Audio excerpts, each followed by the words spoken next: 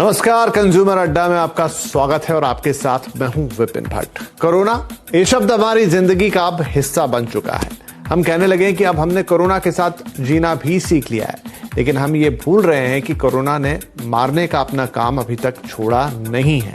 अब देश में जो नजारा है उसे देखकर लगने लगा है कि मानो कोरोना से कोई फिक्र किसी को रह ही नहीं गई है। सोशल डिस्टेंसिंग तो जैसे खत्म ही हो गई है, मास्क भी औपचारिकता भर रह गया है और बहुत से लोग तो वो औपचारिकता भी पूरी करना नहीं चाहते हैं। लेकिन आंकड़े बता रहे हैं कि देश के कुछ शहरों में मरीज फिर से बढ़ने लगे हैं। लोग ठीक हो रहे हैं, लेकिन मौत का आंकड़ा 1000 के नीचे कम ही जाता है। मैं हर दिन की बात कर रहा हूं। ऐसे में क्या अभी कोरोना को दरकिनार करने का वक्त आ गया है? जवाब है नहीं।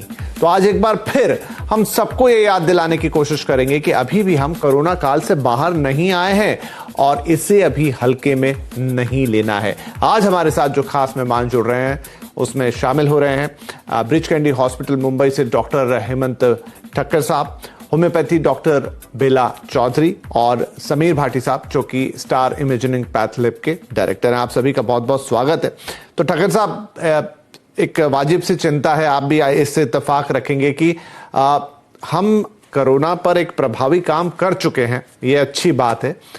हमारा जो रिकवरी रेट है वो भी अच्छा है, लेकिन फिर भी हम जो देश में अब नज़ारा देखने लग गए हैं, आप भी रोज टीवी पे ये दृश्य देखते होंगे कि ऐसा लग रहा है मानो अब कोरोना चला गया है, लोगों को कोई फिक्र नहीं है। सोशल डिस्टेंसिंग तो मतलब अब खत्म ही है मान लीजिए, और साथ में मास्क वगैरह भी लोग गले में पहन के रखते हैं लेकिन मुंह पे लगाते नहीं है। इनफैक्ट बात करते समय जरूर नीचे कर लेंगे जब सबसे ज्यादा खतरा रहेगा।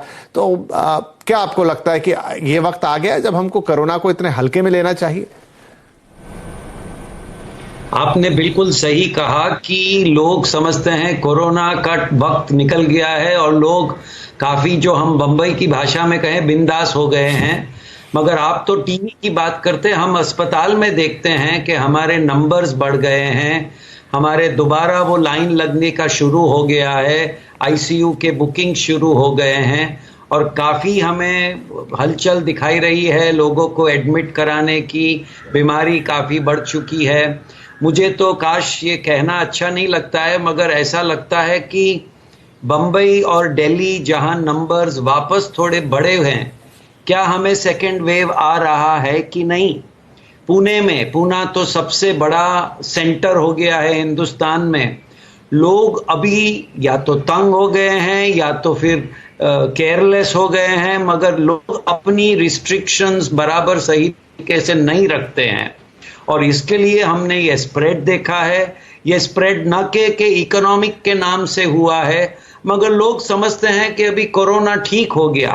पूरी विश्व में हमने देखा है कि कोरोना दोबारा आ सकता है, जैसे इटली में भी थोड़ा हुआ, अमेरिका में भी कम होके वापस थोड़ा ईस्ट कोस्ट में वापस दिख रहा है अभी। तो हमें ये बहुत ध्यान से सोचना चाहिए, लोगों को बिल्कुल डबल ध्यान देना चाहिए कि मास्क पहनना, डिस्टेंस रखना। सो व्हाट के अगर गवर्नमेंट ने आपको कहा है कि हम रेस्टोरेंट खोल रहे हैं, हाँ, रेस्टोरेंट वाले का भी बिजनेस है, उसको भी खोलना है, मगर ये आप समझे कि आप वहां जाएंगे और मास्क नहीं। जी, लगता है लाइन में डिस्टर्ब हुआ थोड़ा कुछ, लेकिन डॉक्टर साहब जो बात कह रहे हैं वो बिल्कुल सही है कि सरकार ने अनलॉक किया है लेकिन कोरोना को अनलॉक नहीं कर दिया है या कोरोना को लॉक नहीं कर दिया है।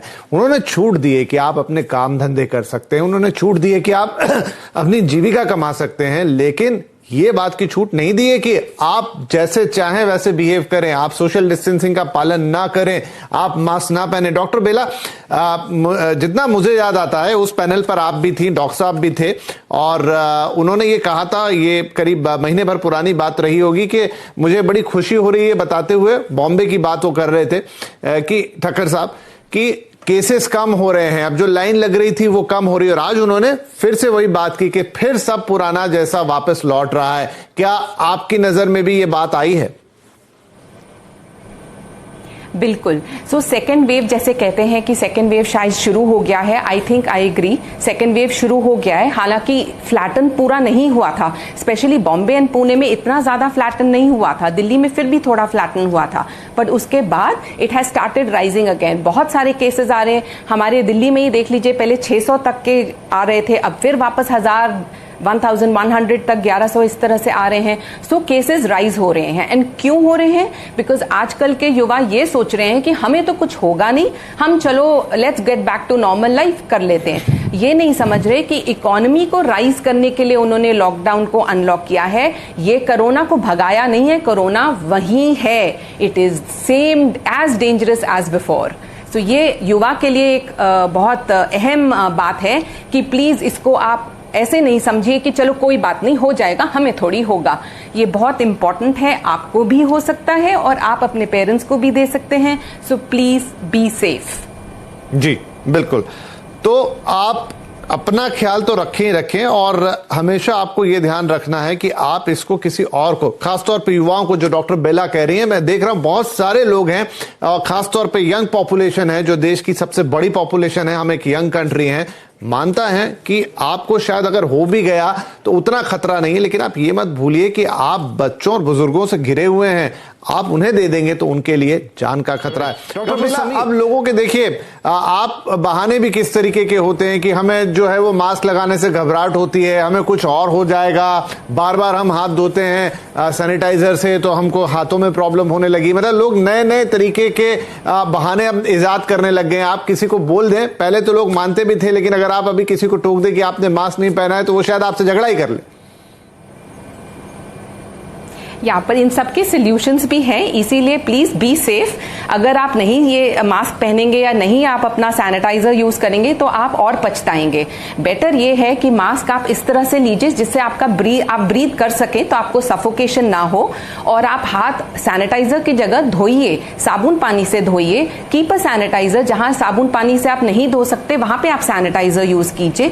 और इन सब के सॉल्यूशंस हैं, ऐसा नहीं है कि इसके सॉल्यूशन नहीं. ये सारे बहाने हैं, जैसे आपने बताया, ये सिर्फ चोंचले हैं, बहाने हैं कि हमें नहीं करना. दे वांट टू गो, मतलब जैसे होता है ना, युवा ऐसे होता है कि हम तो अगेंस्ट जाएंगे, कर लो जो करना है. स्पेशली दिल्ली में ये मैंने ज्यादा ट्रेंड देखा है कंपेयर टू बॉम्बे और पूना में. इतना नहीं जितना दिल्ली में, कि कर लो जो करना है, हमें थोड़ी होगा, सो व्हाट करके वो मास्क उठा लेते हैं. स्पेशली जैसे डॉक्टर साहब ने बोला, जब बात करना होता है तो वो मास्क उठा लेते हैं, उतार देते हैं, बात करके फिर मास्क पहन लेते हैं. अरे भैया, आपको तभी तो इन्फेक्शन होगा जब आप बात कर रहे हैं. तो आपको यही दो चीजों का बहुत ध्यान रखना है. एक, जब आप कोई चीज सरफेस टच करते हैं तो अपने फेस को ना टच करिए. और मास्क इसलिए ताकि कोई और अगर बोल रहा है तो उसकी ब्रेथ आपके ऊपर ना आए. You have to be safe. Nobody else can help. आपको ही ये एहतियात बरतनी पड़ेगी.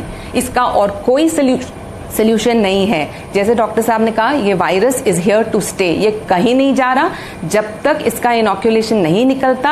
आप, it is here to stay. आपको ये एक लाइफ का एक काइंड ऑफ जनरल वो करना पड़ेगा कि this is here to stay and हमें ऐसे ही जीना है इसके साथ. राइट. समय समाप्त हो रहा है. डॉक्टर बेला, लास्ट कमेंट. हाँ जी, बिल्कुल सही कहा. अभी तक हमें कोई डायरेक्ट नहीं मिला है कि एंटीबॉडीज अगर एक बार बन जाएं तो दोबारा ना हो. अभी यहाँ दिल्ली में भी एक हेड ऑफ द डिपार्टमेंट ने बताया था कि देयर इज नथिंग कॉल्ड री इन्फेक्शन, नहीं हो सकता.